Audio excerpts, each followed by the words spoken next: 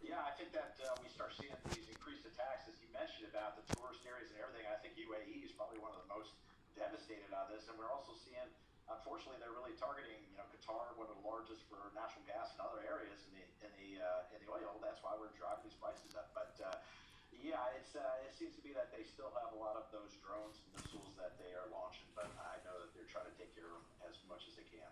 Let's talk about the Strait of Hormuz, Glenn, and a number of European allies in the last 24 hours have signed a statement saying they're preparing to help secure that strait. It's obviously so important to be able to start getting those oil tankers out with petrol that is supplied to the whole world.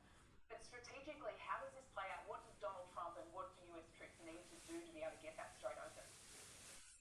Yeah, it's a great question again because for decades we knew that the Straits of Hormuz was probably one of the first tactics that they would take. So we had a lot of watching out for the mines. There's a lot of technology we've got to find those mines. I think that's one of the clear objectives. The Navy itself has been completely dispatched as far as the Marine Navy, but these small boats are the things to watch out for. So we put what our A-10 Warhogs and other attack helicopters, A-10s Precise, taking this out. But as far as open that up, with the escorts, if you really try to think about it, that 20% for the globe for oil, maybe you could get 10% through with all these, very, very tight escorts, but at the same time, opening that up and making sure there's no threats.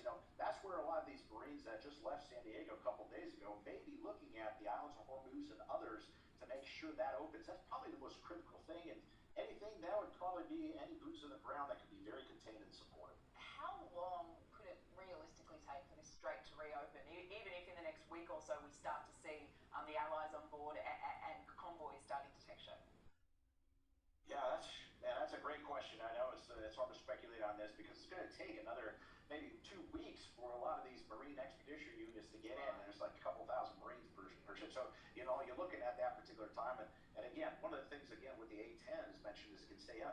One of the things we did in Iraq is we laid these grids on the ground. We call them kill boxes, and I would assume that they're prosecuting this where they literally draw boxes on the map and they'll prosecute land by land, these areas and take out any particular threat. I'd expect that they would do that, but again, it takes time to prosecute, so it's hard to really get that based on the status of what's going on with the combat operations.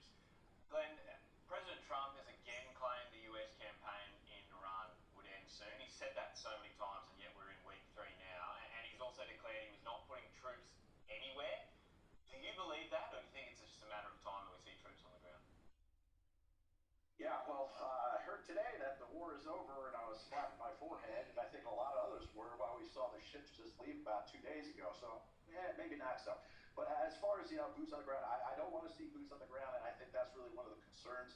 The Big Island up that provides all the oil for Iran, and I don't want to see Kar get occupied at all. But honestly, the only thing that is really making sense, and again, being very speculative, is again the islands of Hormuz in that area. So I don't hope we get the troops on the ground, but that may be an area that they would prosecute. But getting into the main part of the country, they got a 1 million-man army, that 200,000 in the IRGC that's probably been eliminated. But maybe that area, because Straits of Hormuz impacts the globe, and that's really the big thing for the entire area, and again, around the globe. Yeah, we're certainly feeling that here. Just quickly and finally, Glenn, I noticed that Trump says it's nearly over, but yet the White House is asking Congress for a further $200 billion in funding.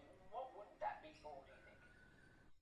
Would be a combination of things for sustained operations. Of course, all the stores, a lot of the weapons are, of course, expensive. We know that. But it's not just for the current operations. Those stores have to be replenished. So you're talking about that. You're talking about the redeployment to the theaters that a lot of these forces and carrier groups came from. So it's not just for, again, the sustained operations there, but again, the supplies and the logistics, where they're going to redeploy, and we do have other reserves moving there that you do want to have that background. So it is not just for now, but it's also replenishing what has been used for the future. It has to be present. Lenny Nargio, great to talk to you as always. Thank you.